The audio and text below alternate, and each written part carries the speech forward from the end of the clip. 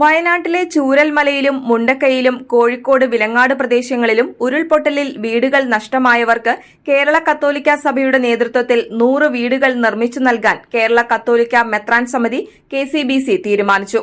Kakkanad mount saint തോമസിൽ KCBC president കർദിനാൾ ബസേലിയോസ് ക്ലീമീസ് കാതോലിക്ക ബാവയുടെ അധ്യക്ഷതയിൽ ചേർന്ന യോഗമാണ് ഇത് സംബന്ധിച്ച തീരുമാനം എടുത്തത്.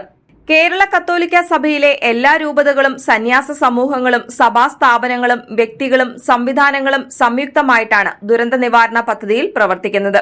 ആദ്യഘട്ടത്തിൽ വയനാട്ടിലും വിലങ്ങാട് പ്രദേശത്തും സ്ഥലവും വീടും വീട്ടുപകരണങ്ങളും നഷ്ടപ്പെട്ട 100 കുടുംബങ്ങൾക്ക് സർക്കാർ നിർദ്ദേശിക്കുന്ന സ്ഥലത്ത് വീടുകൾ നിർമ്മിച്ചു നൽകുന്നതാണ്. ഈ വീടുകൾക്ക് ആവശ്യമായ വീട്ടുപകരണങ്ങൾ ലഭ്യമാക്കുന്നതുമാണ്.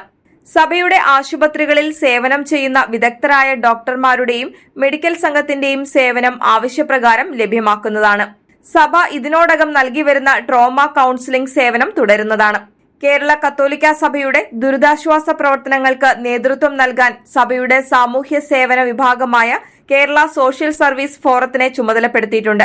കെസിബിസിയുടെ ജസ്റ്റിസ് പീസ് ആൻഡ് ഡെവലപ്മെന്റ് കമ്മീഷന്റെ കീഴിലാണ് പ്രസ്തുത സേവന വിഭാഗം പ്രവർത്തിക്കുന്നത്. ഈ പ്രവർത്തനങ്ങളെല്ലാം കേരള സർക്കാരിന്റെ ഡിസാസ്റ്റർ മാനേജ്മെന്റ് വിഭാഗത്തിന്റെ നിർദ്ദേശങ്ങൾക്കനുസരിച്ച് സഭയുടെ നേതൃത്വത്തിലായിരിക്കും നടപ്പിലാക്കുന്നത്. വയനാട്ടിലും വിലങ്ങാടും ഉരുൾപൊട്ടൽ മൂലം സർവ്വവും നഷ്ടപ്പെട്ട സഹോദരീ സഹോദരന്മാരുടെ ദുഃഖത്തിൽ കേരള കത്തോലിക്ക സഭ പങ്കുചേരുന്നു. ജീവൻ നഷ്ടപ്പെട്ടവരുടെ ആത്മശാന്തിക്കായി പ്രാർത്ഥിക്കുന്നു.